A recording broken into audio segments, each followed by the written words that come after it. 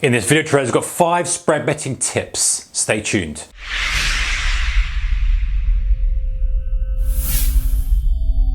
Hey traders, a very warm welcome to you. Alright, so I've got for you 5 spread betting tips here. These aren't tips like go and buy this stock or that stock or sell this stock or that commodity, because as you'll see in a moment, in number 4, there's a good reason why you shouldn't trade off tips. But these are 5 hacks, if you like, tips for spread betting. So if you're just getting started, stick around and listen to these. I placed my first spread bet in 2001, and I can tell you my first few months were absolutely dreadful. But with that being said, let's go. Number 1, pick one area to specialize in. This is key.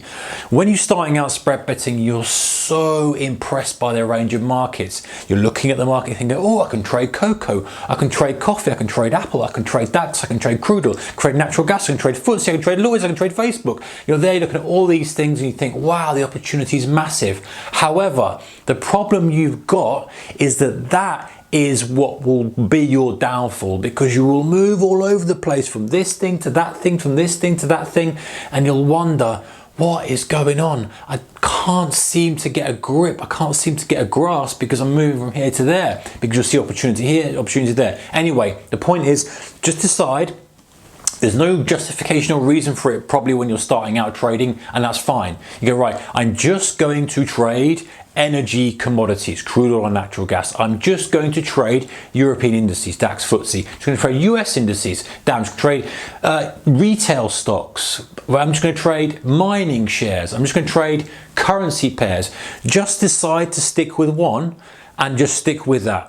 Because the biggest mistake people make is they try and trade so many things. Then you just don't get a feel for it. You don't give yourself a chance to understand what's going on. And you just get pulled from pillar to post and this and that and the other, get frustrated, and inevitably you will lose all your money, guys. And that's what happens to all new traders if they start flicking around all over the place. Now, to be fair, we'll look at this in a second. Only risk what you can afford to lose. You're probably going to lose when you first start out spread betting. In fact, almost guaranteed you will, especially if you're actively trading rather than taking maybe one spread bet and it either works or it doesn't. If you're kind of actively trading, accept the fact that you're going to make mistakes, things are going to happen, you're probably going to lose your initial bankroll. And that's why when you're number 2, perfect segue into it, only risk what you can afford to lose. Assume that you will lose, but that you will learn something from it, so that the next time you trade, perhaps more money you put in or however else you manage it, that you will actually learn from the mistakes and you'll become a much better trader. So assume you'll lose, go into it assuming you'll lose. Listen, if you don't and it works out well for you, then that's fantastic, that's great. But if you're going there only risking money you can afford to lose, then you're not going to be in a world of pain when you've lost a vast amount of money that you didn't think you could lose, but you ended up losing it. So small amounts of money in, test it out, try it out, have a play around with all the instrument you want, pick the sector or the area of specialism you want to specialize in, and get going. Number 3, don't overcomplicate things. Keep things simple. Very, very tempting to go down rabbit holes if you go onto YouTube or you go onto Google, you go onto forums, etc. You see one strategy, you start to go down this complicated strategy of this. Just keep it simple. Just say, right, does this look like it's going to go higher? Yes. Well, and can I put a stop loss in a decent position?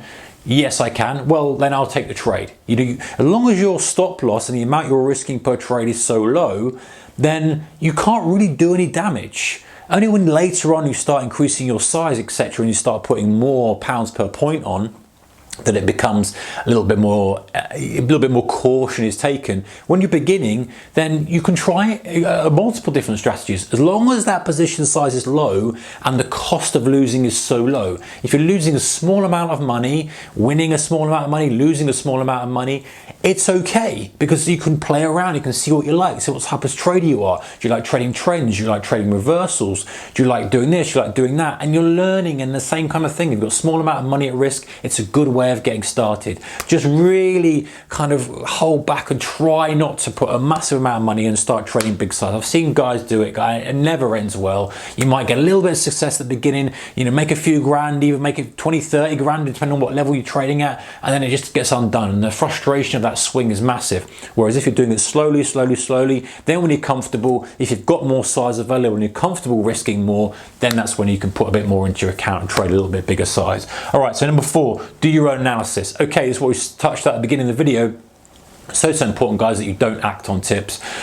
It's tempting to, if you're new, like, well, someone appears to know what they're talking about, but it never works, because you're just doing it because they say so. So it's drawing down, you want to close it. When it's a little bit of profit, you want to close it and take it. You end up trading emotionally just based on the P&L, rather than trading it based on your conviction in that spread bet, whether it's a long or a short, whatever it may be. So your decision-making process is coming from a different place. And because a spread bet is not a binary event, we're not talking like a horse race here, where you say, oh, well, this horse is going to win, and so you're betting, and that's it. Once you place your bet and they're off, that's it. You can't do anything with it. Football match, the same thing, rugby match, whatever. You've got a tip like that. It's a bit different. It's like, okay, I'll risk 100 quid on that, I'll risk 50 quid on that, whatever it is.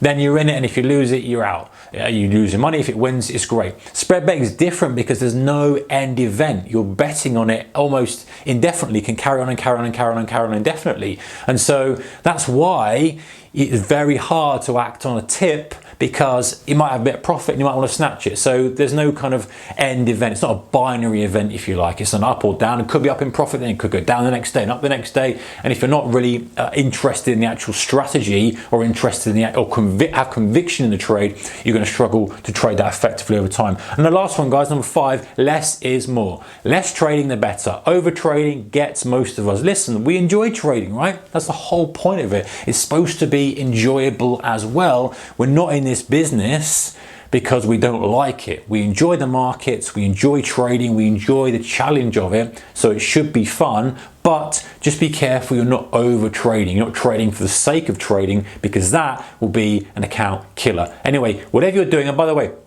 a link in the description below to check out a broker that we like if you haven't got one yet. Anyway, good luck in your spread betting. Keep the risk managed, and just be very careful and be 100% sure about what you're doing, the risk you're allocating. Otherwise, enjoy the process of learning to spread bet. Take care. Bye-bye.